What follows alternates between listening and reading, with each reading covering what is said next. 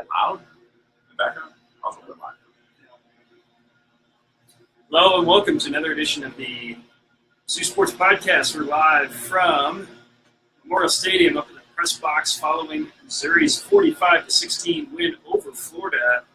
What a day for Missouri. Getting back on the winning side of things in the conference. It was their first conference victory of the season. So now they are 4-5 and 1-4 in the conference. Just kind of a big day for Missouri to get back on the right side of things. Bowl eligibility. Chase looks like it might be in good shape for the Tigers after winning 2 out of their last 3 games to get to 6 wins. And then we just kind of figured we'd start here. It's 5:30 in Columbia, and there's a number of other SEC games going on around the league. Georgia's beating South Carolina. Ole Miss and Kentucky are tied. Coastal Carolina is beating Arkansas. And you got Tennessee and Southern Miss playing a little bit later. So if you're Missouri, maybe one of the best results in the SEC today based on how the other games are going. Without a doubt so far. I mean, you come in, obviously you're at home, but you come in here and just dominate Florida for really from start to finish. I mean, too likely that in the first drive, but the defense shut Florida down right after that. So this was really, really impressive performance all around by Mizzou. Yeah, no doubt. So we mentioned that, obviously an impressive victory. It was one of Missouri's most lopsided victories ever against an SEC opponent. The biggest one was against Kentucky 3 years ago. The Tigers won 48-17, so that was a 31-point deficit. But this one, pretty substantial at 29 points. Probably the biggest win of Barry Odom's career, I would think. Beating an SEC team in the fashion that they did, in an important setting. They needed to win to stay alive to make a bowl game, I think. But what do you think? Biggest win of this career? Without a doubt. I mean, you said it really. You said it right there at the end. Just being able to stay alive and win a bowl game. They've now won 3 in a row, and I mean, they look like a completely different team than they did when they lost to Purdue here, when they lost to South Carolina here. Things have just totally flipped for this team. Yeah, no doubt. We were here not all that long ago in the same room a couple months ago talking about the losses to South Carolina and Purdue and Auburn and where that left the team. Obviously, it was a bad place then. It was a 4-game homestand to start the year. Missouri got 1 win against Missouri State during a stretch where a lot of people thought they'd have to make hay. Now it turns out that the first half of the schedule was a lot more difficult than the second half of the schedule. And they do look like a lot better team. The offense is clicking. The defense looks a lot better. Even on special teams, they've been pretty solid. They won the special teams battle today, I thought, pretty handily. Right. Their first ACC game against South Carolina, special teams was a disaster. They did a much better job of that today. Yeah, I think, They've fought their way back into looking at a bowl game. In fact, riding the elevator down to get to the press conference, shared an elevator with 2 people from the Tax Slayer Bowl. Might have been there to scout Florida, maybe there to scout Missouri too, just to see kind of what they had. So I think they're definitely back in that picture. But at any rate, definitely the biggest win for Barry Odom. He had a couple of nice wins last year against Vanderbilt and Arkansas, but those were after the season was pretty much over. This one is a turning point for Missouri and gets them back into swinging things and in pretty emphatic fashion. 100%. Like you said, like I said, I thought this was Missouri's game from the very start. It didn't look like Florida had any hope at all to get back in this game when they were down 14-0. They had no chance to get back in this game. Another interesting tidbit. So before the game, we were in the press box. It was still well before game time, maybe an hour before the game started. The press box was pretty empty, and I overheard a Florida staffer talking to, I believe it was a Missouri staffer, maybe another Florida staffer, somebody with the Florida football program, talking about the team, and obviously they've been through a lot with Jim McElwain getting fired over the course of the week. They've lost 3 straight SEC games coming in, and the Florida staffer said, yeah, it's like you got 2 factions on the team. You got the guys who want to go to a bowl game. You got guys who really aren't that excited about it. It's crazy. It is crazy, and you kind of write it off when you hear it. But that Florida team that played today, did not look like a team that had any desire to play after the regular season. No, not at all. And you wonder if that's because of everything that's going on behind the scenes. But I can't imagine. I mean, you're a college football player. come there to play football. I mean, you're at the University of Florida. I mean, you love football. It's weird hearing that from anybody. Let's say, like, these guys don't want to play postseason football. Especially Florida. Yeah. A team with such history and they've been to back-to-back SEC championship games. They had a lot of pride. I mean, we think that that Missouri fans, man, I can't imagine it's like Florida stinks down there. Yeah. These players probably get it way worse than any Missouri player or any Missouri. Right. It makes me, Jim McElwain couldn't prove that he had death threats. Right. But there had to be something in that realm that would have been considered threatening. Yeah. Maybe that's just painting a bad picture, but I don't doubt that those things happen pretty frequently if you're the coach of the team of Florida when they're struggling like they have been. Florida didn't play with really any energy for interim coach Randy Shannon today. Missouri played with a lot of energy. They were great on offense. They were flying around on defense. And now, so they have 3 games remaining. The home season finale is next week against Tennessee. Yep. They look like they may fire Butch Jones staying home. Yep. Then the Tigers go to Vanderbilt. They play in Nashville, and Vanderbilt is in a slide. I believe the last game they won was against Kansas State. I'd have to go back and double check that, but it's been a long time since Vanderbilt has done anything of interest. And then the final game there is against Arkansas, and as we speak, Arkansas is losing 28-25 to Coastal Carolina, which is 1-7. And Coastal Carolina's in the red zone. Yeah, and that game was 31-25. At 31-25, Coastal Carolina just kicked a field goal. Coastal Carolina, last in the Sun Belt, and they have a record of 1-7. So that's embarrassing. Brett Bielema may be out by the time it gets to that week too. By the time you listen to this podcast, you might be. That's an embarrassing. If that holds, that's an embarrassing. What do you think about Missouri's bowl chances now that they won this game too? I think they're in a good spot. I mean, you got 4 wins. It's got to win 2 of your last 3. I mean, we're talking, like we said, now. Arkansas is a winnable game. Tennessee here is all 3 of these games are winnable, and for various reasons. Coaches are on the hot seat. Teams aren't playing very well. But I don't know. I think Mizzou can find a way to win 2 out of these last 3 games. I agree. I think the prospects look a lot better. Yes. Than I thought that this was a game that Missouri could win. As you know, we picked them. Both of us picked them to win and to cover today. I didn't expect it to be this. I didn't either. I didn't think it would be a 29-point game, but I did think Missouri came in with a very good chance to win.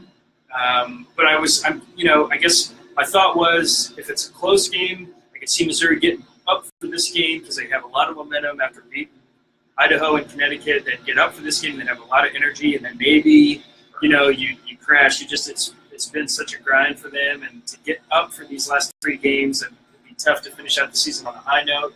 But then they just were so dominant today. They just beat the pants off of Florida, and the offense looks good. The defense looks good. They have so many weapons that they're able to utilize in every game.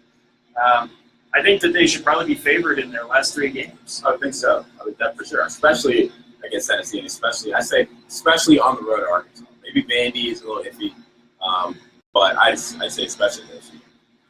Would you care to answer our first question? I'll let you take it. You thought me take it? I'll let you take it. Well, you want to read it off for our audience? Yeah, I'll read it off if you answer.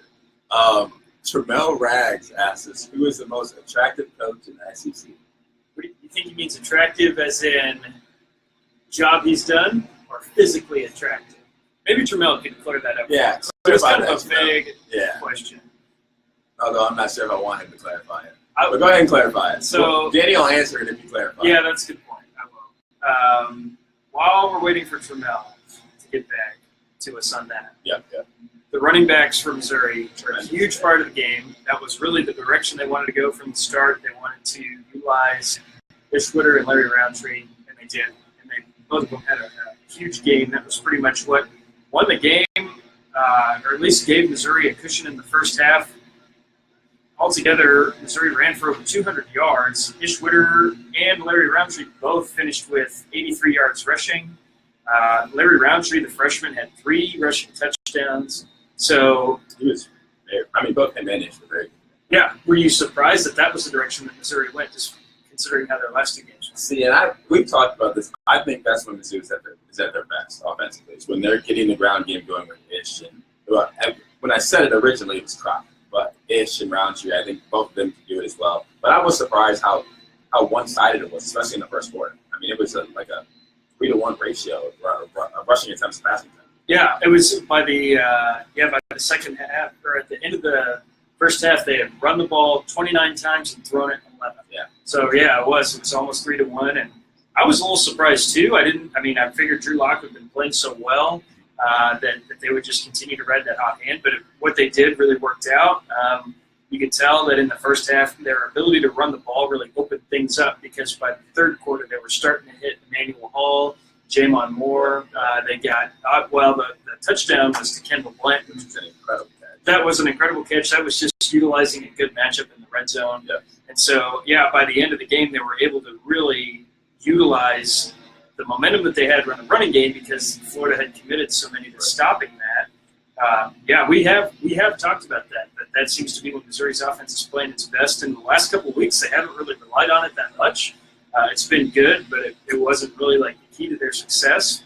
But now you look at this offense, and they have so many weapons. So at the way they're playing right now, it started with Emmanuel Hall. Go deep, we'll get you the ball. Yep. That was against Kentucky, and then against Georgia. And then from there, they kind of developed Albert O. Yeah. And his speed and that play action pass over the middle. That was kind of became the counterpunch when the defense spread out and really played deep to stop over the top. They would throw it to Albert O on the play action pass. And then when you have the defense coming into this game, I would imagine Florida anticipated that would be the attack that they saw. Missouri hits them with 2 running backs. They run all over them in the first half. You have to buy into the run game. Right. So that's Drew Lock called it a 3-headed monster. The game really is. You have the outside receivers, you have the running backs, and you have the tight ends and the inside receivers. All of them able to make big plays on a consistent basis. And then you have Emmanuel Hall, who Kendall Bland's in today in his post-game interview referred to as a car. He's just so that fast. We laughed about that because he didn't elaborate on what kind he of just car. said a car. Yeah, so it could have, that could be a lot. That could be like a Prius. Yeah, exactly. That could also be like a Mustang. Yeah. I would imagine Emmanuel Hall's more of a Mustang. I bet. He's a pretty quick guy. Yeah. But Emmanuel Hall is he finished with 113 yards on 5 catches, had the outstanding grab in the third quarter that a lot of people thought was a touchdown. I thought it was a touchdown. But it was not ruled a touchdown after review. He actually, in the first half, only had, I want to say, it was not that much. Scrolling through the book here now, second quarter, he had 57 yards in the first half. So I guess that's more than I thought, but that was only on 3 catches, and Missouri had run the ball 29 times because, Roundtree had 11 carries, Witter had 12, and Drew Lock had 6 carries in the first half at 30 yards. So they just were totally dialed in to making that happen. We do have a clarification of the question. And we also have another question. So we'll start. So I have to start with the attractive coach question. Okay, yeah, he said in both regards, physically and job-wise. Okay. And job-wise is easy.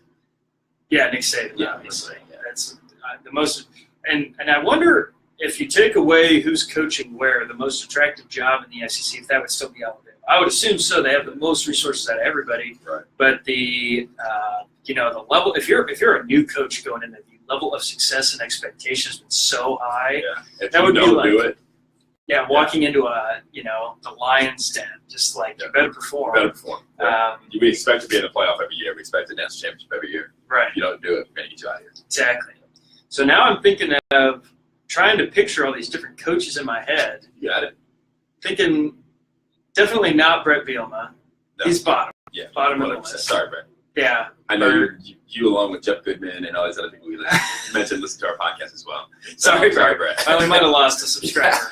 And Brett Bielema. Definitely not Butch Jones. He's a mess. No. I don't know. There's not a lot that really. I don't know. When I think Cliff Kingsbury's a guy that's got it all put together. He's like an icon, a fashion icon in the sports world, but he's Big 12. I don't know. I don't know. Kevin Sutherland seems pretty put together. Yeah. I don't know. I think Kirby Smart has his own thing going on, but I wouldn't. There's nobody on Cliff Kingsbury's level in the SEC. Let's just put it that way. Yeah, so we'll just go. Yeah. Okay, that's our answer. That's sorry, Jamel. Couldn't give you an SEC answer. Now to the serious question. The defense seems so loose and comfortable. Do you think that's a product of scheme changes or winning or a combination of the two? Well, we talked to Anthony Sherrill after the game as well. And I guess maybe, I don't know if this is for him personally and specifically, but obviously they moved him to free safety to kind of give him a little bit of leeway and a little bit of chance to kind of just run around and kind of beat him. Yeah. Find a way to make plays. So, I mean, that's one person who's, I think, being a little more free. But I think a lot of it starts up front. I mean, that defensive line gets so much pressure and is corralling the run so much better than it has been. That I think that just kind of trickles down to everyone else. I mean, you could let that kind of allows Terez Hall and Cale Garrett to kind of clean up whatever comes out of there. And the DBs, you don't have to really worry about it as much. I mean, because you saw in those first few games, DBs, there were a lot of opportunities where DBs had to make tackles, and they weren't making those tackles. I think it is every unit is playing better. I think one thing, like Terez Hall's been great all season. He was good again today, was making plays, made a couple of big stops. I think Sherrill's has been really good all season, and I think his play has made that secondary look a lot better because Sherrill's hasn't missed, like, really, I mean, I'm trying to think. I mean, really from the beginning of the year, he hasn't missed any tackles. Like, he's been very assignment sound and made a lot of big plays when they needed him to, especially today when he recovered the muffed punt and had the interception. So, and, I mean, we can't forget that laser hit he had on Kareem on the 1 yard line. Yes. Yeah. Right. Yeah. That was big. It was. I mean, it forced a field goal instead of 7, and that was when the game was a lot closer too. So I think Sherrill's has really kind of picked up that secondary a lot since the beginning of the season. But I think they're more aggressive. I think that's one thing that's been a lot different. And the stats will tell you, like, Missouri has not been the kind of defense that has turned people over. We've talked about that a lot. This is the first time all season where they've won the turnover battle. And today they looked a lot more aggressive going to the ball. They are getting after the quarterback a lot better. When you do that, you force them into more bad decisions. And the secondary has been more aggressive going after the ball. So, yeah, I don't know if that is a product of just more confidence. I think they've played – I mean, the Georgia game obviously was a struggle. They just couldn't stop the Bulldogs no matter what they did. But that might have been a product of Georgia just being a lot more – one of the top teams in the country. A lot more athletic and Jake Fromm being better than a lot of people thought. But in the last 2 weeks, I think they've been better. And then against an SEC team today, they were pretty dominant. So, well, and that's something that Andy Sherrill and Terez Hall said after the game as well. It's just when the confidence, when each group, the defensive lines, the linebackers, to the DBs have confidence, it trickles down everyone else. Yeah. Andy Sherrill probably put it the best way anybody else did today. He said when TB, which is Terry Beckman Jr., when he hits you, a quarterback's going to remember. And it's going to make him get out of the pocket. And it's allowing, I guess, it's going to make you get rid of the ball quicker, which makes the DB's job easier. It makes the linebacker's job easier. Yeah. And everybody gets to kind of fly around and have a little bit more fun. Can we talk real quick about that time Terry Beckner just absolutely devoured Malik's there? That was on a second down, I think, or it might have been a third down. Yeah, no, it was second down. And it was first down. Beckner had that. It was on. It was on that goal line stand? No. It was in the second quarter. That was when they got their second field goal. The goal line stand was in third field. Okay, gotcha. Yeah. But yeah. I don't know what play that was. I saw somebody say that the receivers didn't even look like they were going out on any routes. Well, I mean, it was weird because Mizzou was very obviously blitzing. Like, you can see it from the very start. They were sending the house, and somehow Terry Beckner Jr. came in absolutely untouched. Absolutely untouched, and just said, "Okay, I'm gonna eat this quarterback alive." It was Beckner and about 4 other people in the backfield. Yeah. Beckner leading the way. Well, and Terez Hall said, he goes, I asked him about that play specifically after the game. And he goes, I thought I was going to get the sack, but then Beckner just came out of nowhere, pretty much. Where did he come from? Exactly. That was my sack. Exactly. Yeah, Beckner about ended Malik's Well, and then he does his fist pump afterwards and almost punched the ref in the face. I don't think he realized he was standing there behind him. Disaster averted by slightly missing the ref on the fist pump. Yeah. That probably would have been. They would have had to take a cart and get the ref out that way.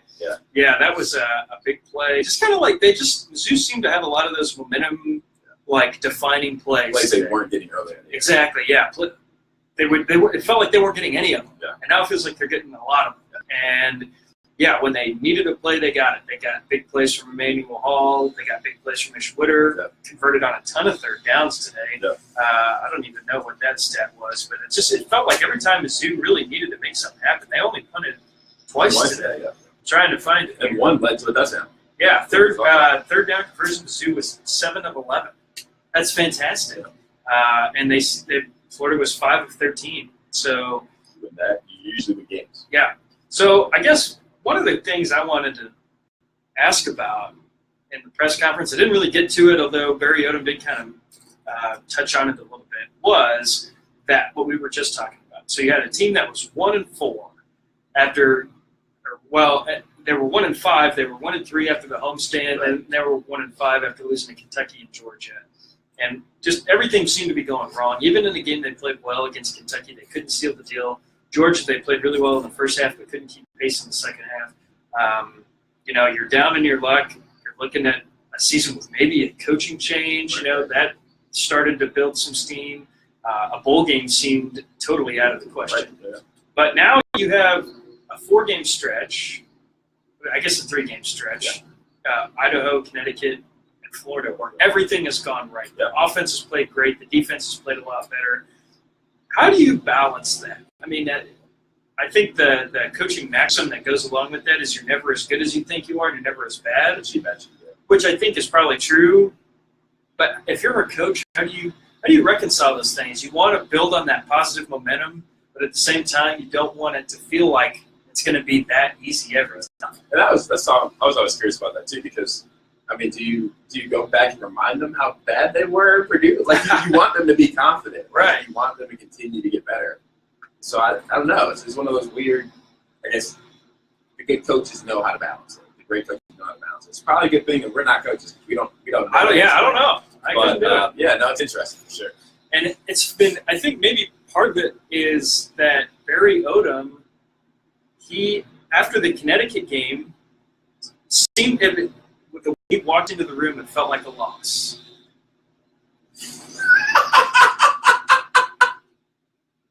Just found out, 22 minutes into the podcast, that Cameron's microphone has been off the entire time. It was funny because I was looking over here at our recorder, and every time you talk, the levels were bouncing up just a little bit, and I couldn't figure out why.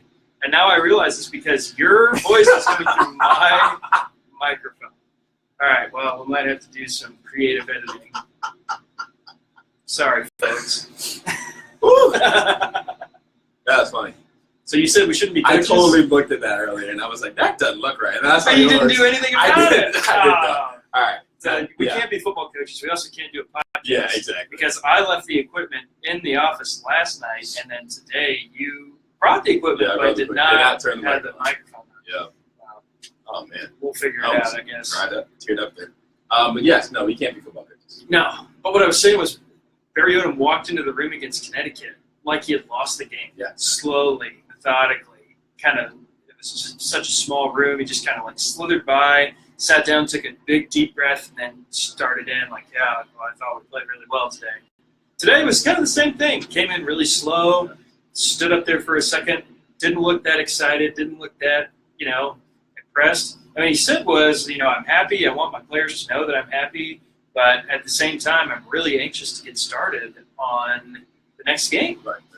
And, that's exactly kind of what it felt like. Was he's not getting up for these wins, and you could tell he was obviously frustrated after the losses, and he blew up after the Auburn game. Yeah. So, I mean, that's just his way of cooking. I think part of that is, for a coach, not even great coaches, just coaches in general are very competitive, want to win. So, I mean, they see, where we see very good things, they see small things that need to get better. I mean, so I think he's kind of telling the truth when he says that he just wants to get back to. I believe it. I think it's one of the things where if you're a coach, you enjoy that part of it. You enjoy the challenge of preparing your team and getting them perfect, which no coach is ever going to say their team is perfect, but you enjoy that challenge of getting to that point. I think that for him too, there probably is a lot of anxiousness about, I know we're playing well, but still, I mean, there's still so much on the line these last 3 games. I just think about the possibility that Mizzou beats Tennessee next week and then loses their final 2 games of the season and ends the year at 5-7. Yeah. I mean, how much would that stink for Barry Odom? Yeah. The coach, if you're in his shoes, you're like, we went through this awful start to the season, finally got things going. We're playing our best football at the beginning of November and then couldn't seal the deal at the end of the season. Yeah. And the narrative at the end of the year in the offseason goes from you picked it up and salvaged the season to you can't finish. Collapse. Yeah, that would be crushing. So there probably is a lot of anxiety. I mean, if you're there's just so many different feelings that go with coaching and leading a program, and we got to see some of them last year with the basketball team and the frustration of coaching a team that just is overmatched in like every game, and you're just frustrated and defeated. And you just, you can see that in Kim Anderson. It was really hard to get up, I think, and then with Barry Odom, you kind of had that a little bit at the first 5 games of the season. He was always more animated in his frustration than Kim Anderson was.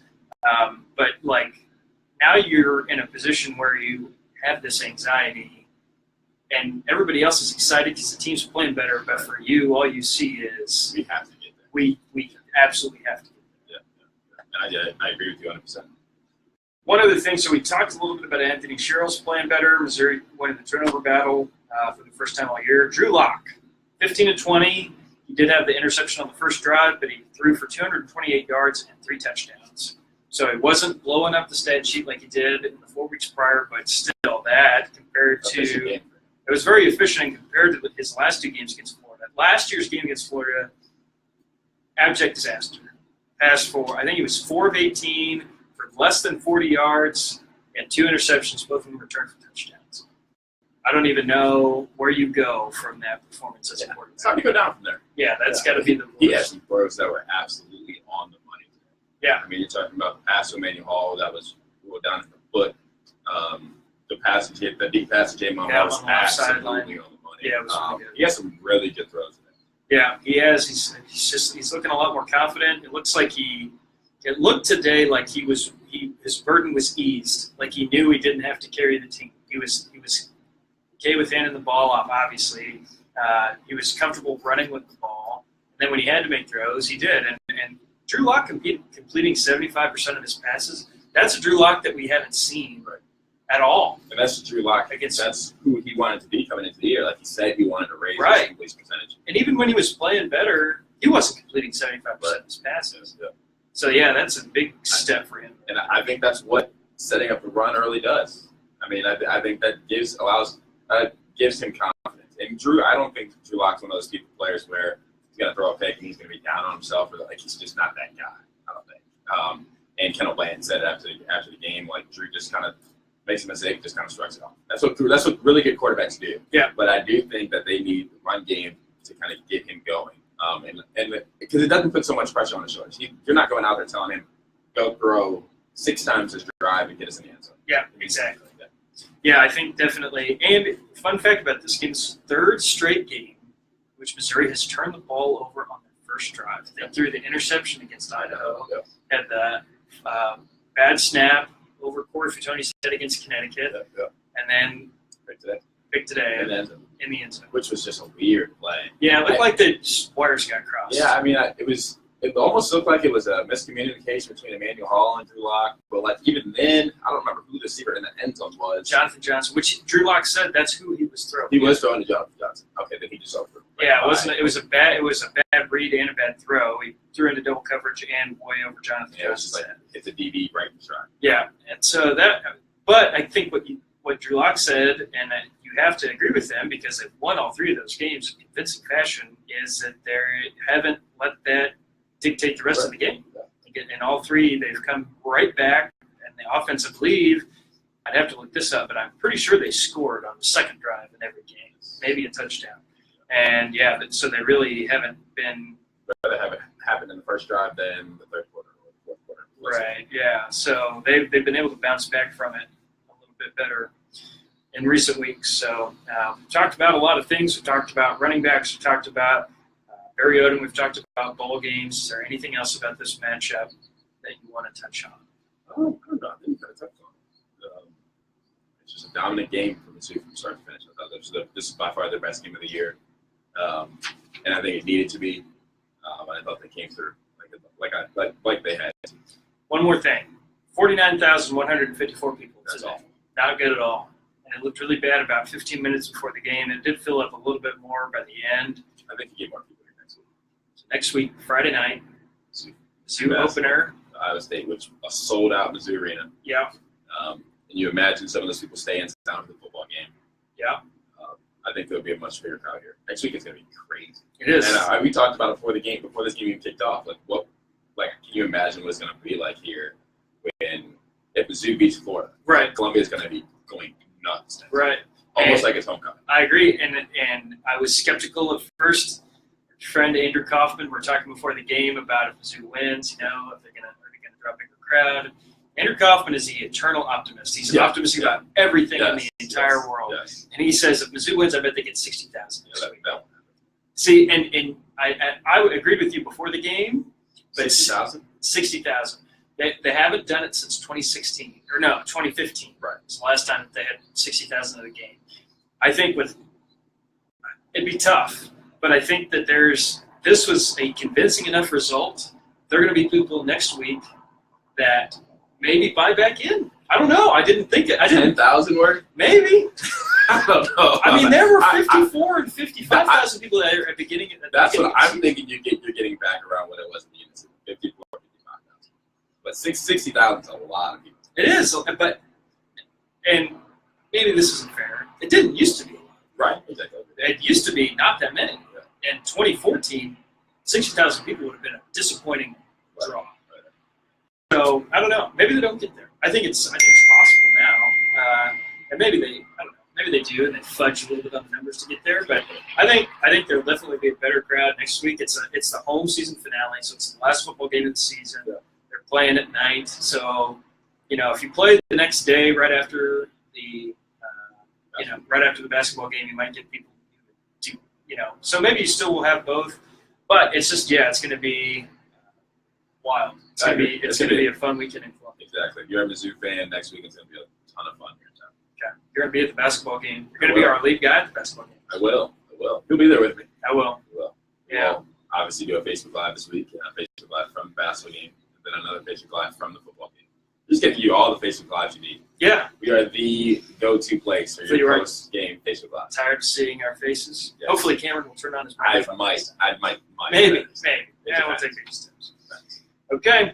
You can follow Cameron on Twitter at CJ_Teague. You can follow me at Daniel_M_Jones.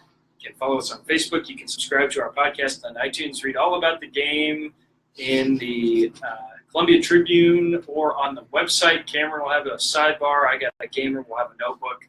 We'll have all kinds of stuff about the Florida game. And then next Friday, we'll have stuff about the basketball game, so you can read all about the basketball game leading up to it as well. So thanks for listening, and we'll catch you next time.